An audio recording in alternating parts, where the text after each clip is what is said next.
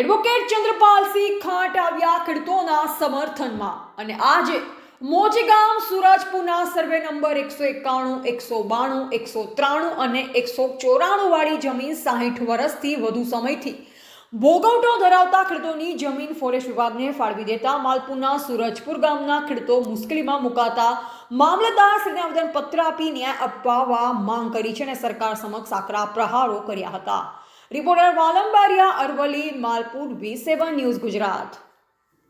ચંદ્રપાલસિંહ ખાંટ આજે અમે માલપુર મામલતદાર કચેરી ખાતે અમારા જે ગામ સુરજપુર ગામના જે સર્વે નંબર માલપુર તાલુકાની સુરજપુર ગામના જે સર્વે નંબર છે 191, 192, 193 અને 194 વાળી જે સર્વે નંબરવાળી જે જમીનો છે એ સર્વે નંબરવાળી જમીનો ઉપર ત્યાંના જે સ્થાનિક ખેડૂતો છે, જે અરજદારો છે, એ લોકોનો ભોગવટો વર્ષોથી 50થી 60 વર્ષ કરતાં વધારે સમયથી આ લોકોનો ભોગવટો છે અને સતત આ લોકો ખેતી કામ કરી અને પોતાના પરિવારનું, એમના તમામ પરિવારનું એ લોકો ભરણ પોષણ કરી રહ્યા છે।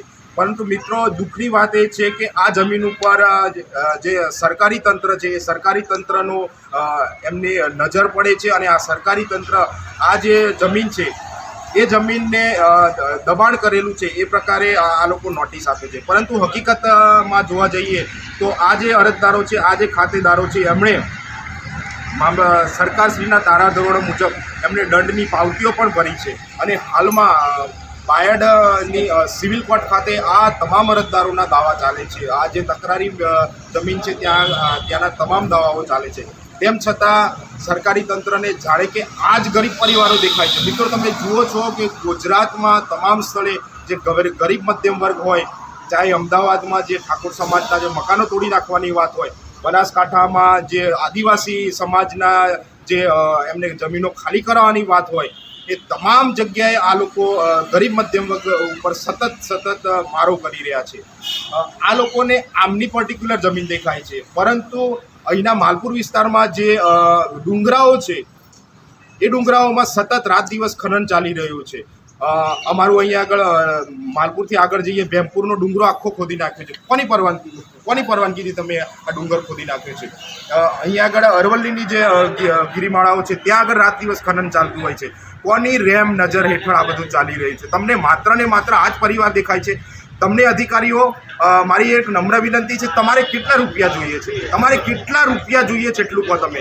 આ લોકો લોહી પસીનો એક કરીને એમની એક એક કીડી વેચીને તમને પૈસા આપશે, પરંતુ મહેરબાની કરીને તમે એમને ટાર્ગેટ ના કરો, તમે ખોટી રીતે એમને હટાવવાનું કામ ન કરો। જો આવનારા સમયમાં ચોક્કસથી આમના જે હક અધિકારોની ચોક્કસથી ન્યાય ન મળે તો અમારે આ પરિવારોને લઈને આખા ગામમાં, આખા તાલુકામાં, આખા જિલ્લામાં ન્યાયયાત્રાઓ કાઢવી પડશે અને આગામી સમય જોરદાર આંદોલન અમારે કરવા પડશે। એ પ્રકારની હું અહીંથી આપને તાકીદ કરું છું।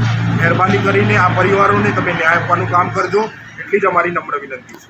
અને બીજું, તમારી ગૌશાળા ભરી ગયા, 6-10 ભરી ગયા, તે વખતે બાર પ્રોગ્રામ હતો, તે વખતે 6-35 માણસો ટોળું લઈ અને ધામધમકી આપણે JCBથી તોડી ટ્રેક્ટર ભરીને લઈ ગયા, એમાં 33 માણસો એને સંડોવેલા છે એવા। અને હાથે બીજું કે શિવજીનું મંદિર, જૂનું જમાનાનું શિવજી હતું, સુરપાળેશ્વર મંદિર હતું, તેવા ગાડી આ શિવલિંગ મને કારીગરોને પણ પકડી લાવીને નહીં લાવ્યા અને કારીગરો પણ 6000 રૂપિયા રોકડા લીધા અને બાકીનો દંડ કરી 1 રાત જેલમાં રાખ્યું। ખનિજ ચોરી નથી, લાકડું કાપી નથી, મંદિરની પૂજા કરતો એ મૂર્તિએ પણ આ લોકો રાતના સમયે મૂર્તિ, લિંગ, રાજપુર બધું ભરી લઈ અને એમના તાબા કરી દીધું અને મને જેલમાં કે સરકારશ્રીને જાણ કરું જેથી કરીને આ નિયમનું ઉલ્લંઘન કર્યું હોય એ ન્યાય આપવું જોઈએ। ભારત માતા કી જય। ઇન્કલાબ, આબાદ, ઇન્કલાબ, જિંદાબાદ, ઇન્કલાબ, જિંદાબાદ।